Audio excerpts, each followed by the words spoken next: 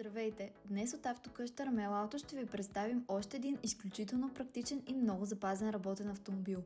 Volkswagen Caddy, нов внос от Германия, Maxi с доказана сервизна история и отлично техническо състояние.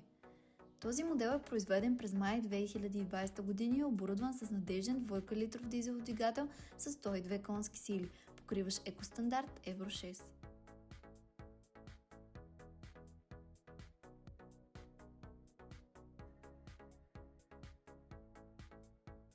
По отношение на комфорта, автомобилът разполага с климатик, подгрев на седалките, електрически стъкла и огледала, Bluetooth hands-free система, USB изводи, както и хладилна жабка.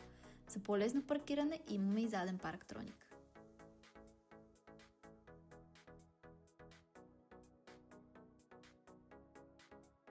Този автомобил е версия Maxi с по-дълго товарно пространство и по-голяма товароносимост за пренасене на по-обемни и тежки товари. Води се категория N1 товарен автомобил. Поддържан е изцяло в Volkswagen Германия с пълна сервизна история. Разходът на гориво е нисък, а поддръжката е икономична.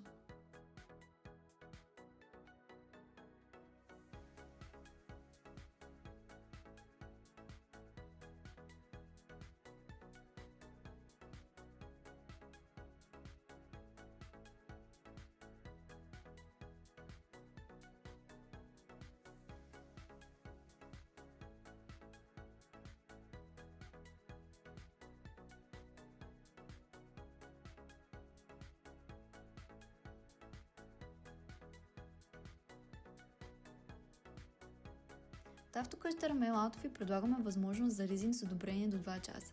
Автомобилът се намира в град Петрич и можете да се свържете с нас на посочения телефон в описанието и да го видите на живо.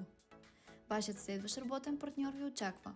И не забравяйте, че ако този автомобил не ви е по вкуса, можете да се свържете с нас, за да намерим перфектната за вас кола. Благодарим ви, че гледахте това видео и до скоро!